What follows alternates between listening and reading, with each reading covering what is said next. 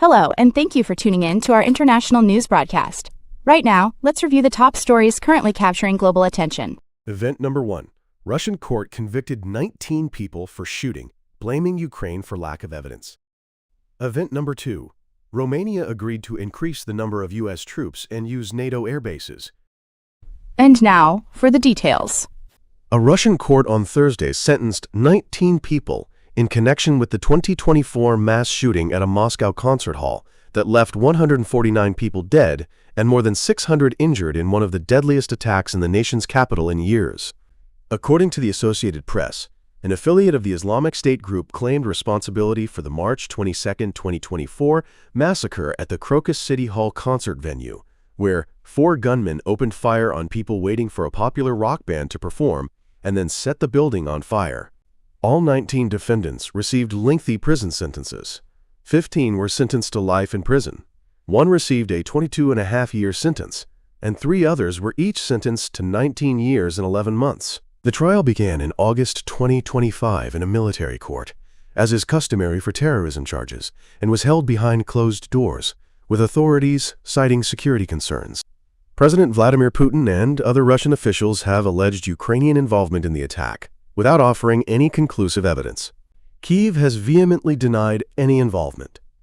The Investigative Committee, Russia's top criminal investigation agency, claimed the attack was planned and carried out for the benefit of the current Ukrainian leadership to destabilize the political situation in Russia. The agency also noted that the 4 suspected gunmen attempted to flee to Ukraine afterward. All 4 men, identified as Tajik citizens, were apprehended a few hours after the attack and later appeared in a Moscow court with signs of having been severely beaten. According to the independent Russian news outlet Media Zona, those tried alongside them included 3 men who sold a car to the suspects, a man who rented them an apartment, and 10 others accused of links to terrorism. Yes, we are completely satisfied with today's verdict. We believe the sentence is lawful and just, and the prosecutor's requested punishment was essentially granted in full, which we fully support. Of course, they all kept saying, "I'm sorry, we won't do it again, because we didn't know what we were doing."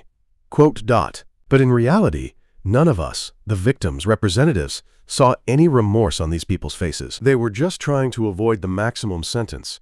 They were trying to find a way to lessen their punishment. For all of us, the main question is whether everyone has been held accountable, because not a single one of the 19 people on trial was capable of coordinating or organizing this terrorist attack on their own. Romania's top defense body on Wednesday approved a request from the United States to increase its military presence and use the NATO members' air bases to facilitate ongoing military operations in Europe and the Middle East. According to the Associated Press, President Nicolae Dan said the agreement would allow for the temporary deployment of troops and military equipment, refueling aircraft and defensive equipment such as surveillance and satellite communications gear. He spoke after a meeting of the Supreme Council of National Defense, which was convened to discuss the impact of the conflict in the Middle East.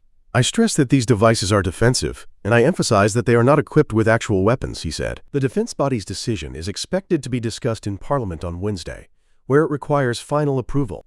The decision comes after the U.S. withdrew some troops from Romanian territory last year, as the Trump administration shifted its security priorities.